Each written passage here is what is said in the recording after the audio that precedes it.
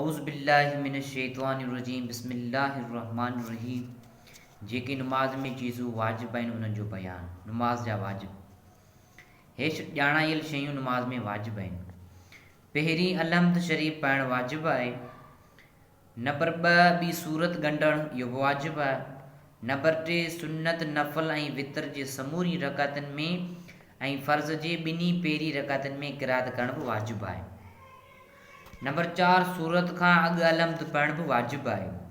Number 5 नक ऐं पेशानी ते सजदो करणु वाजिब आहे। नंबर 6 पहिरियों क़ाइदो विहणु वाजिब आहे। नंबर 7 रुकननि यानी अंदरी फ़र्ज़नि में अहिड़ी रीति इत्मीनान सां कजे जीअं सभु को संदो पंहिंजी जॻह ते करार वठे, इहो बि वाजिब आहे। नंबर 8 अतहियात पढ़णु, इहो बि वाजिब आहे। नंबर 9 पहिरीं क़ाइदे बैदि 3 रकात लाइ बिना देर उथणु, इहो बि वाजिब आहे। नंबर 10 आख़िर में सलाम वारणु, इहो बि वाजिब आहे। नंबर 11 दुआ कुनूत पढ़णु वाजिब आहे। नंबर 12 ॿिन्ही ईदनि जी नमाज़ में 6 तकबीरूं ज़ाइदा हणणु, इहो बि वाजिब आहे। नंबर 13 जहरी नमाज़ में जहरी आवाज़ सां नमाज़ में क़िरात ज़ोर सां करणु सरी, इहो बि वाजिब आहे।